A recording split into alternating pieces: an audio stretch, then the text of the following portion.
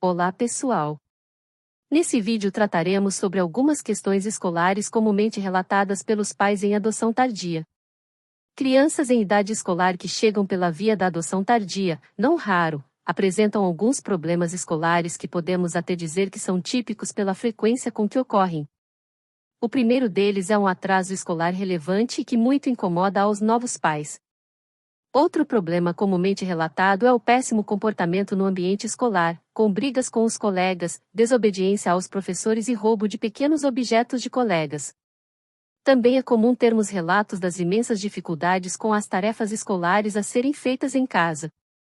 É também um relato muito comum da falta de cuidado com o material escolar.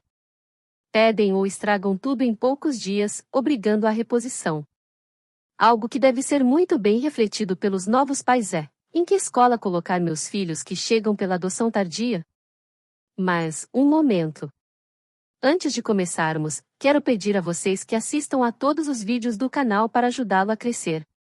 Quanto mais assistirem aos vídeos, até mais de uma vez cada um se possível, mais rapidamente conseguirei cumprir o requisito necessário para fazer uma live para os inscritos em que responderei a perguntas deles. Topam ajudar? Ajude também curtindo, compartilhando e comentando os vídeos. Bora lá falar de problemas escolares na adoção tardia. Crianças em idade escolar que chegam pela adoção tardia muito frequentemente chegam com um atraso escolar significativo. Crianças de 9 ou 10 anos sequer reconhecem as letras e os números. Estão no 3º ou 4º ano escolar sem saber ler e menos ainda, escrever. Isso sempre impacta profundamente nos novos pais que, não raro, tendem a tentar minimizar o estrago de anos de abandono que resultaram nesse profundo atraso escolar. Por que eles chegam assim? A resposta é: se nem cuidados básicos receberam, como se esperar que a família de origem os estimulasse nos estudos? Careceram de afeto, cuidado, proteção e, como reflexo disso tudo, a escola nunca foi uma prioridade, não teve qualquer relevância na vida pregressa desses filhos.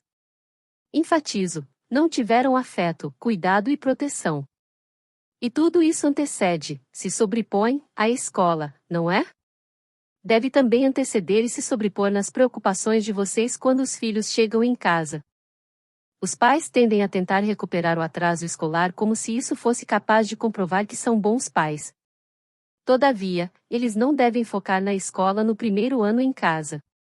O primeiro ano deve ser dedicado quase que exclusivamente para suprir as crianças daquilo de que foram privadas de mais importante, algo muito além da escola: amor, cuidado e proteção. Só depois de termos suprido essas 3 faltas a que nossos filhos foram expostos, e, somente depois deles estarem adaptados e confortáveis em serem amados, cuidados e protegidos, é que a escola deverá se tornar um ponto a merecer especial atenção dos pais. O primeiro ano deve ser dedicado a suprir as privações mais profundas sofridas pelas crianças, de afeto, de cuidado e de proteção. Depois dessa falta ter sido totalmente suprida, aí então a escola poderá se tornar prioridade. Outro problema comumente relatado é o péssimo comportamento no ambiente escolar, com brigas com os colegas, desobediência aos professores e roubo de pequenos objetos de colegas.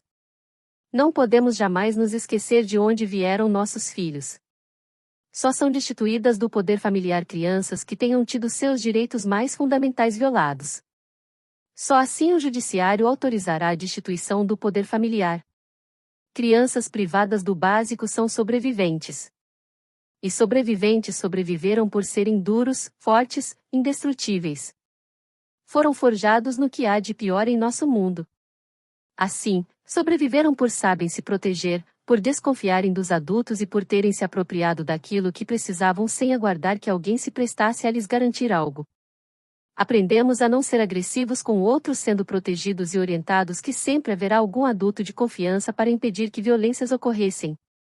Se um coleguinha batia em nós, nossos pais ou professores interfeririam e orientariam que aquela não era a forma correta de agir.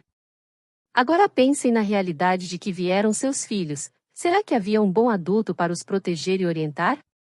Ou será que não cresceram segundo a lei da selva, a lei do mais forte? Pensem, quem eram os adultos ao redor dos seus filhos? Eram protetores ou agressores? Nossos filhos foram ensinados a não confiar nos adultos ao seu redor. Não raro aprenderam a se defender dele, a manterem-se longe deles. São os comportamentos que aprenderam nessa vida pregressa que os preparou para sobreviver ao pior a que foram expostos. Assim, compreensível que cheguem em novos ambientes usando a lei do mais forte, sendo agressivos para subjugar os demais ao seu redor. Compreensível que não confiem ou mesmo respeite os adultos ao seu redor. Suas péssimas experiências com os adultos anteriores determinam seu comportamento de hoje. Eles não merecem confiança, eles não merecem respeito. Se bobear com eles, algo ruim certamente irá ocorrer. Por isso, os pais devem estar preparados para essas dificuldades de relacionamento e devem buscar auxílio e colaboração da escola. Antes de seu filho recém-chegado começar na nova escola, os pais devem ter uma conversa séria com a escola, pontuando o que poderá ser esperado e já organizar com ela como serão enfrentadas tais dificuldades. É indispensável que os pais consigam uma postura parceira da escola.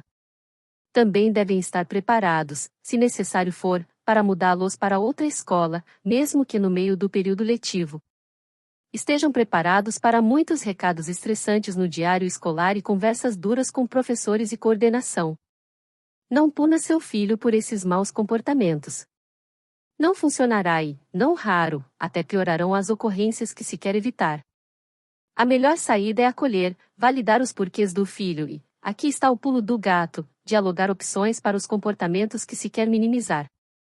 Isso pode ser feito conversando, dando sugestões de como enfrentar os problemas sem usar a violência, dando reforço positivo para as mudanças de comportamentos. No início, não diga para pedir ajuda ao professor. Lembre-se de que adultos são perigosos no mundo passado deles. Reforço positivo pode ser feito com premiações no final da semana de aula, com sorvete ou escolha de um filme para a família assistir. Encontre o que estimula seu filho e use positivamente. Quanto a pegar as coisas dos colegas, é importante entender a origem desses comportamentos. Lembre-se de que seu filho foi privado do mínimo para a sobrevivência digna, afeto, cuidado e proteção. Quando chegam na nova família, não raro começam a se conscientizar do que lhes foi privado a vida toda. Isso mexe com a mente das crianças e uma expressão dessa conscientização que nem sempre é tão consciente quanto gostaríamos, é pegar coisa das outras crianças. Mesmo que sejam inúteis os objetos roubados, eles têm uma simbologia psicológica para seus filhos. Aquelas crianças de quem roubaram tinham algo que eles não tinham. Não raro o que as outras crianças tinham, e eles não, era exatamente afeto, cuidado e proteção. Devolva o que tiver sido roubado. Mas enfatizem que seus filhos agora têm vocês e por isso não precisam mais pegar coisas alheias. Saiba que isso levará tempo, ok? Vocês terão que ser resilientes e dar tempo para que a mudança ocorra gradual e naturalmente a partir de seus cuidados e afeto dedicados aos seus filhos. Outro problema comumente relatado é o das imensas dificuldades com as tarefas escolares a serem feitas em casa. Pais em adoção de crianças em idade escolar relatam que a hora da tarefa é uma verdadeira tortura, não raro com choro, gritos, com direito a rasgar cadernos e quebrar lápis, baterem nas próprias cabeças e se chamarem de burros. Como já dito antes, a escola não deve ser prioridade no primeiro ano de convivência, que deve ser dedicado quase exclusivamente à vinculação afetiva. Assim, a escola, não sendo a prioridade, também as tarefas não devem ser priorizadas. Pais, no primeiro ano dos filhos em casa, jamais deverão tentar fazer lição com eles se isso for motivo de estresses entre vocês. Se a criança aceitar bem ou mesmo demandar a presença dos pais na realização das tarefas, ótimo. Mas, se verificar que a hora da tarefa é um momento de muita briga e estresse para a criança, pare imediatamente. Se não conseguir deixar um ano de se preocupar com as tarefas, que elas sejam feitas com a ajuda de alguém fora de casa e jamais com a presença física dos pais. O ideal é avisar a escola que o filho recém-chegado precisará primeiro se vincular aos novos pais, antes da escola se tornar importante, por isso, vocês deixarão as tarefas de lado. Assim a escola não cobrará demais essas tarefas. Agora, se os pais sentirem que precisam sim dar alguma atenção às tarefas, então que isso seja feito fora de casa e por uma pessoa estranha. Já acompanhei casos de devolução cujo motivo era a hora da tarefa. Pais que concluíram que os filhos eram irrecuperáveis, e filhos que preferiam o abrigo do que viver em uma casa onde eram vistos como incapazes.